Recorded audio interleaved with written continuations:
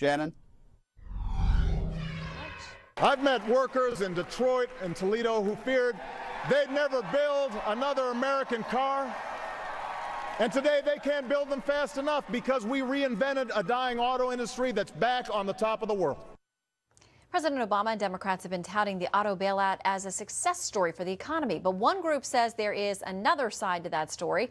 Joining us now, Alex Cortes, a member of the group Let Freedom Ring, which has just released a new ad about this topic. Alex, thanks for coming in. Great to be with you, Shannon. All right, I understand that the issue has to deal with a specific group of employees, Delphi, who were not unionized, and they say because of that, they were the loser in the winners and losers that were picked by the administration. That's right. At the Democratic convention, you heard them talk about the auto bailout and how great it was 115 times.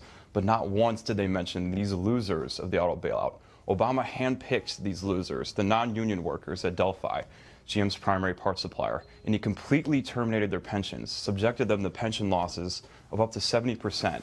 At the same time, he used taxpayer dollars to bail out the union pensions at the very same company, picking winners and losers clearly. What's happened to his supreme concern for fairness? Well, you know, the administration has a number of times publicly said that they didn't pick winners and losers, that it was the Pension Benefit Guaranty Corporation, a separate entity that made these decisions. They say that this bankruptcy was handled like 34 other corporate bankruptcies that same year. And they've testified on Capitol Hill under oath, some of them, that there was no picking of winners and losers based on union status. Yeah. Matt Feldman, one of the members of Obama's auto task force, in his sworn deposition, he admits that it was the Treasury Department's position to terminate the pensions of the non-union workers and to bail out the pensions of the union workers. That's your smoking gun. You can't get beyond that. The Daily Caller has also reported the Obama administration excluded the PBGC from meetings about the pensions, which is probably illegal. And here's another fact to consider. The non-union pensions were 86% funded. That's higher than the average of the top 100 corporations in America, and none of those pensions were terminated. But these non-union workers woke up one morning and lost everything.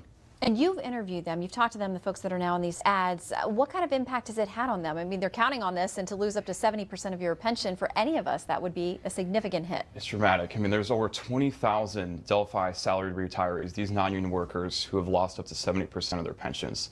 So they plan for retirement carefully. They're counting on this source of income. They wake up one morning and it's gone. How are they supposed to do it? They're already retired. They're out of the workforce. This is Obama's direct harm on them, and the American people need to know this before they vote.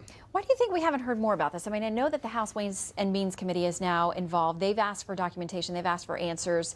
You know, why do you think we haven't seen these headlines? Sure. I mean, the Democrats aren't talking about it clearly. The media is not going to talk about it. Thank you guys for covering it.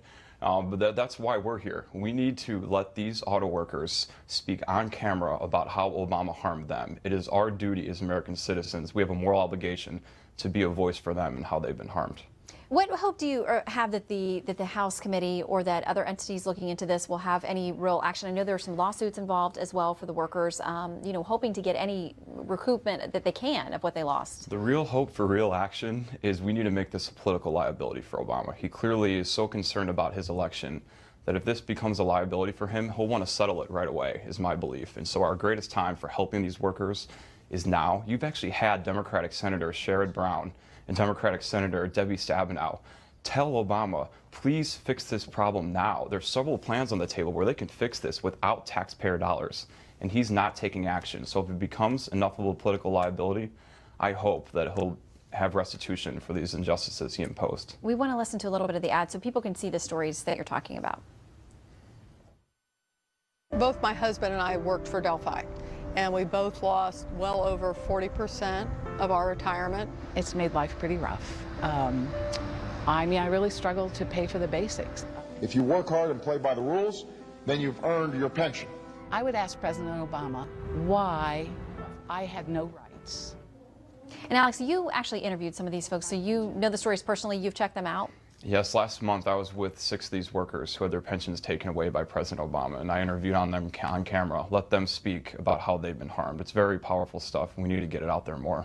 All right, you referenced the testimony from Mr. Feldman. Again, the administration says there was no picking of winners and losers, but we'll watch now that this ad is out there. Maybe there'll be more of a national conversation about what happened. I hope so. We put $7 million behind this advertising buy, and hopefully more with the American people's support. All right, Alex Cortes, thank you very much. Thank you. Good to see you. Well, a government watchdog group is accusing some top officials at the Federal Aviation